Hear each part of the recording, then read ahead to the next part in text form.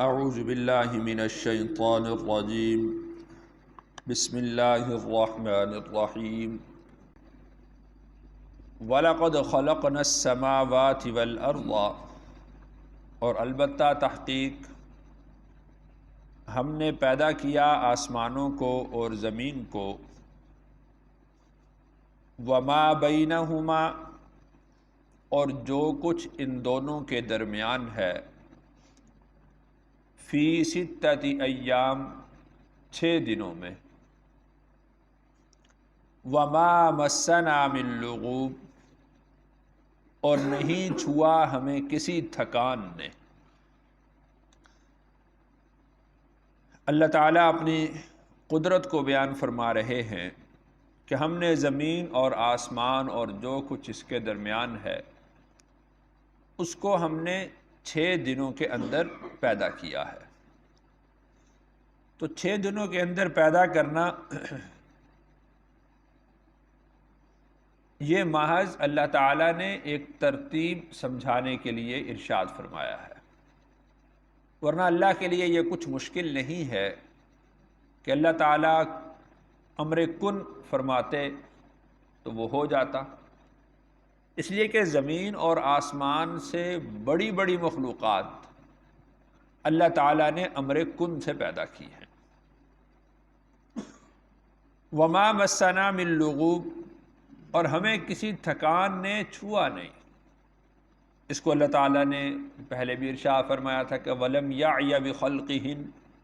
اللہ تعالیٰ ان کو پیدا کر کے تھکے نہیں۔ تو پہلی دفعہ جب پیدا کر کے نہیں تھکے تو اس زمین اور آسمان کے نظام کو لپیٹنا تو اس سے آسان ہے، اور دوسری دفعہ پیدا کرنا پہلی دفعہ پیدا کرنے کی بنسبت اور بھی آسان ہے۔ تو اس نظام کو لپیٹنا بھی کوئی مشکل نہیں ہے، اور اس نظام کو دوبارہ بچھانا اور چلانا بھی اللہ کے لیے کچھ مشکل نہیں ہے۔ فاصبر، پس آپ صبر کیجئے، علی ما یقولون، ان باتوں پر جو یہ کہتے ہیں۔ تو رسول اللہ صلی اللہ علیہ وسلم کو اللہ تعالیٰ نے حکم ارشاد فرمایا کہ آپ کے مخالف آپ سے متعلق جو گفتگو کرتے ہیں، جو کلام کرتے ہیں، آپ اس پر صبر کیجئے، اس کو سہتے رہیے۔ کہتے ہیں نا کہ زبان کے جو زخم ہوتے ہیں وہ نہیں بھرتے، تلوار کے زخم بھر جاتے ہیں۔ تو یہ جو لوگ آپ کے بارے میں کہہ رہے ہیں تو گویا کہ اس سے آپ کو بہت شدید تکلیف ہوتی تھی، آپ کو اس سے پریشانی ہوتی تھی کہ یہ لوگ اس طرح کی گفتگو کرتے ہیں، یہ کلام کرتے ہیں، لیکن اللہ کی طرف سے یہ حکم تھا کہ فاصبر علی ما یقولون، جو کچھ یہ کہتے ہیں آپ نے ان کے کہنے کا بدلہ نہیں دینا، آپ نے ان کے کہنے کا جواب نہیں دینا، آپ اس کو سہتے رہیے۔ وَسَبِّحْ بِحَمْدِ رَبِّكَ، اور اپنے رب کی تعریف کے ساتھ تسبیح کیجیے۔ قبل طلوع الشمس، سورج کے طلوع ہونے سے قبل، وقبل الغروب، اور سورج کے غروب ہونے سے پہلے، ومن اللیل، اور رات کے وقت میں، فسبحہ، پس آپ اس کی تسبیح کیجئے، وادبار السجود، اور سجدوں کے بعد۔ تو یہ جو 3 اوقات ہیں، سورج کے طلوع ہونے سے قبل کا وقت، سورج کے غروب ہونے سے قبل کا وقت، اور رات کا کچھ حصہ، رات کا کچھ پہر، یہ تینوں اوقات ایسے ہیں، اور چوتھا وادبار السجود، سجدوں کے بعد، یہ چاروں اوقات ایسے ہیں کہ جن اوقات میں اللہ کے ذکر کا رسول اللہ صلی اللہ علیہ وسلم کو خاص طور پر حکم دیا گیا ہے، اور ان اوقات میں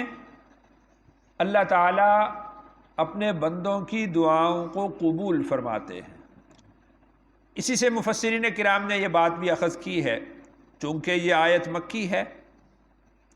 تو 5 نمازوں کے فرض ہونے سے پہلے رسول اللہ صلی اللہ علیہ وسلم پر 3 نمازیں فرض تھیں۔ قبل طلوع الشمس سورج کے طلوع ہونے سے پہلے فجر کی نماز، وقبل الغروب غروب سے پہلے عصر کی نماز، ومن اللیل اور رات کے وقت میں تہجد کی نماز، جیسا کہ اللہ تعالیٰ نے سورۃ مزمل میں بھی ارشاد فرمایا قم اللیل الا قلیلا نصفہ او انقص منہ قلیلا۔ اور پھر اگر اس کو ہم 5 نمازوں پر دیکھیں، محیط کریں، تو قبل طلوع الشمس سورج کے طلوع ہونے سے پہلے وہ فجر کی نماز، وقبل الغروب اور غروب سے پہلے یعنی ظہر اور عصر کی نماز، ومن اللیل اور رات کی نمازوں میں مغرب اور عشاء کی نماز شامل ہو جاتی ہے۔ فسبحہ بس آپ تسبیح کیجئے۔ تو وہ 3 اوقات کے جن 3 اوقات میں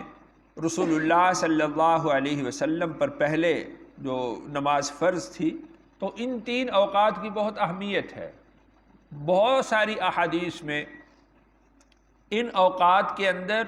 اللہ کی تسبیح کے احکامات ہیں۔ آپ علیہ الصلوۃ والسلام نے ارشاد فرمایا ہے کہ ان اوقات میں تسبیح کیا کیجیے، اور ان اوقات میں دعاؤں کی قبولیت ارشاد فرمائی گئی ہے۔ اور اس کے بعد ہی ارشاد فرمایا کہ وَأَدْبَارَ السُّجُودِ، اور سجدوں کے بعد یہ وقت بھی بہت اہم ہے۔ رسول اللہ صلی اللہ علیہ وسلم نے ارشاد فرمایا کہ ہر فرض نماز کے بعد اللہ تعالیٰ اپنے بندے کی ایک دعا کو قبول فرماتے، اور قبولیت کے معنی کی تفصیل میں پہلے عرض کر چکا ہوں کہ اگر آدمی کے حق میں بہتر ہو تو اللہ تعالیٰ نصیب فرماتے ہیں، اگر اس کے حق میں وہ چیز بہتر نہ ہو تو اس دعا کے بدلے میں کسی مصیبت کو ٹال دیتے ہیں، کسی آزمائش کو ٹال دیتے ہیں، یا کچھ لمحے کے بعد، کچھ ایام کے بعد اس کی وہ دعا قبول ہوتی ہے، یا اس کی دعا اللہ کے ہاں ذخیرہ ہو جاتی ہے۔ یہ بھی قبولیت کی ایک علامت ہے کہ اس کی یہ نیکی اللہ کے ہاں ذخیرہ ہو گئی ہے، اور قیامت کے دن اللہ تعالیٰ اس کو اس کی نیکی کا بدلہ عطا فرمائیں گے۔ تو فرض نمازوں کے بعد، اور اسی طرح جب بھی آدمی کو کوئی ضرورت ہو، تو چونکہ اللہ نے ارشاد فرمایا ہے کہ وَأَدْبَارَ السُّجُودِ کہ سجدوں کے بعد اللہ کی تسبیح کیجئے، تو جب بھی آدمی کو کسی چیز کی ضرورت ہو تو وہ 2 رکعت نفل صلاۃ الحاجت کے ادا کرے، اور اس کے بعد وہ دعا کرے، تو انشاءاللہ اس کی دعا اللہ کے ہاں قبول ہوگی۔ وَاسْتَمِعْ اور آپ کان لگا کر سنیں، یوم ینادی المنادی اس دن کو کہ جس دن ایک پکارنے والا پکارے گا، من مکان قریب قریب کی جگہ سے۔ کہا جاتا ہے کہ جو نفخہ اولا ہوگا، جب سور پھونکا جائے گا تو وہ بیت المقدس سے سور پھونکا جائے گا، اور اس کی آواز اس قدر بلند ہوگی کہ ہر شخص یہ سمجھے گا کہ شاید کہ میرے گھر کی چھت سے یہ آواز آ رہی ہے۔ تو اس آواز کو توجہ سے سنیے، یعنی اس کا مطلب یہ ہے کہ بالکل قریب کے مکان سے وہ آواز آ رہی ہے، تو اس میں کسی قسم کے شک و شبہ کی کوئی گنجائش باقی نہیں ہے۔ جس طرح کوئی شخص ہمارے گھر کی چھت پہ کھڑا ہو کر ہمیں پکارے، ہمیں آواز دے، تو ہمیں اس میں کوئی شک نہیں ہوتا کہ پتہ نہیں یہ آواز درست ہے یا درست نہیں ہے۔ تو اسی طریقہ سے جب نفخہ اولا کا سور پھونکا جائے گا تو اس کی آواز بھی ہر شخص تک ایسے ہی پہنچے گی گویا کہ اس کے گھر کی چھت سے اس کو آواز دی جا رہی ہے، اور وہ سور کی آواز کو وہ سن رہا ہے، تو اس میں کوئی شک نہیں ہوگا۔ یوم یسمعون الصیحۃ بالحق جس دن وہ سنیں گے چیخ کو درست درست۔ ذالک یوم الخروج یہ ہے نکلنے کا دن۔ تو یہ جو وَاسْتَمِعْ یوم ینادی المنادی من مکان قریب، اس آیت میں نفخہ اولا مراد ہے، جب پہلی دفعہ سور پھونکا جائے گا، اور پھر اس کے بعد ہر چیز جو بھی ذی روح ہے اللہ تعالیٰ اس کو فنا کر دیں گے، ختم کر دیں گے، اس پر موت طاری ہو جائے گی، ہر چیز اللہ تعالیٰ ختم کر دیں گے۔ اور اس کے بعد جب ساری کی ساری انسانیت اور جنات اور جتنی ذی روح اشیاء ہیں سب کے سب مر جائیں گی، تو اس کے ایک عرصے کے بعد یوم یسمعون الصیحۃ بالحق پھر وہ نفخہ ثانیہ کو سنیں گے، اور اس کے ساتھ اللہ نے ارشاد فرمایا بالحق، یہ بات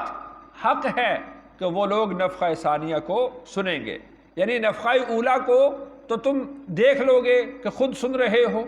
اور نفخہ ثانیہ بھی اسی طریقہ سے حق ہوگا جس طرح کہ تم نے نفخہ اولا کو سنا ہے۔ ذالک یوم الخروج، اور یہ دن ہوگا نکلنے کا، یعنی جتنے بھی لوگ دفنا دیے گئے ہیں ہر شخص اپنی اپنی قبر سے نکلے گا۔ اور یہ بات میں عرض کر چکا ہوں کہ قبر سے مراد صرف یہ مٹی کا گڑھا ہی نہیں ہے، بلکہ قبر سے مراد ہر وہ مقام ہے، ہر وہ ٹھکانہ ہے کہ جہاں پر آدمی کے جسم کے اجزاء گئے ہوں گے، تو اس کے لیے وہی قبر ہے۔ یعنی اگر کسی کو دفنا دیا گیا ہے تو اس کی وہ قبر ہے، اور اگر بالفرض کوئی سمندر میں جا رہا تھا اور وہاں پر غرق ہو گیا اور کسی مچھلی نے اس کو کھا لیا تو وہ مچھلی اس کی قبر بن جائے گی، اور اگر بالفرض کسی کو جلا دیا اور اس کی راکھ بنا دی اور اس کو اڑا دیا گیا تو ہوا اس کی قبر بن جائے گی۔ تو ہر شخص کی قبر اس کے جسم کے مطابق ہوگی، یعنی جہاں پر بھی اس کے جسم کے اجزاء جائیں گے وہ جسم کے اجزاء ہی اس کے، جہاں پر بھی وہ جائیں گے تو وہ جگہ، وہ مقام اس کے لیے وہ قبر ہوگا۔ اور وہ چونکہ اللہ کی قدرت کے اندر ہے، وہ زمین اور آسمان کے اندر ہی ہے، تو وہاں سے اللہ کا حکم ہوگا کہ اس کو نکال دو، تو ذالک یوم الخروج، تو وہ اس کے نکلنے کا دن ہے۔ اسی لیے حضرت ابراہیم علیہ السلام نے جب اللہ تعالیٰ سے سوال کیا تھا کہ کیف تحیی الموتیٰ، کہ آپ مردوں کو کیسے زندہ کریں گے، تو اللہ تعالیٰ نے ارشاد فرمایا کہ 4 پرندے لو، ان کو کاٹو اور پھر ان کو مختلف چوٹیوں پر رکھ دو۔ اب دیکھیں وہ ایک جگہ پر دفنائے نہیں گئے، مختلف چوٹیوں پر رکھے۔ تو جب حضرت ابراہیم علیہ السلام نے آواز دی تو جو ان سے پرندے کا جز جس چوٹی پر پڑا تھا وہ وہاں سے اکٹھا ہو کر آ گیا۔ تو اسی طرح اگر کسی انسان کو جلا دیا گیا ہے، راکھ بنا دی گئی ہے، پانی میں بہا دیا گیا ہے، کسی کو دفنا دیا گیا ہے، تو جہاں جہاں پر بھی اس کے اجزاء ہوں گے وہ سارے کے سارے اجزاء جمع ہو کر وہ انسان بن کے ذالک یوم الخروج، یہ نکلنے کا دن ہے، تو وہ اللہ کے سامنے حاضر ہو جائے گا۔ انا نحن نحیی ونمیت، بے شک ہم ہی زندگی دیتے ہیں اور ہم ہی مارتے ہیں۔ تو زندگی اور موت کس کے قبضہ میں ہے؟ اللہ کے قبضہ میں ہے۔ تو جیسے اب ہمیں معلوم نہیں ہے کہ ہمارے جسم کے اجزاء اللہ نے کہاں کہاں سے اکٹھے کیے ہیں اور ہمیں پیدا کیا ہے، تو اسی طریقہ سے جب اللہ مار دیں گے اور پھر ہمارے جسم کے اجزاء جہاں جہاں پر جائیں گے، تو جس طرح اللہ نے پہلے ہمارے جسم کے اجزاء کو جمع کیا ہے دوبارہ بھی اللہ اس کو جمع کر لیں گے۔ تو اللہ ارشاد فرماتے ہیں انا نحن نحیی ونمیت وإلینا المصیر، اور لوٹ کر بھی ہماری طرف ہی آنا ہے۔ تو جب پہلی زندگی کو مانتے ہو، پہلی موت کو مانتے ہو، تو دوبارہ زندگی کو کیوں نہیں مانتے؟ تو دوبارہ کی جو زندگی ہے اس کو بھی تسلیم کرنا چاہیے۔ یوم تشقق الارض عنہم سراعا، جس دن پھٹے گی زمین ان کے اوپر سے جلد، ذالک حشر علینا یسیر، اور یہ جمع کرنا ہمارے اوپر بہت آسان ہے۔ زمین کو پھاڑنا اور وہاں سے سارے لوگوں کو ہانکتے ہوئے ایک میدان کی طرف جمع کرنا وہ ہمارے لیے بہت آسان ہے، جیسا کہ اللہ تعالیٰ نے اس کو پہلے ارشاد بھی فرمایا کہ وجاءت کل نفس معها سائق و شہید،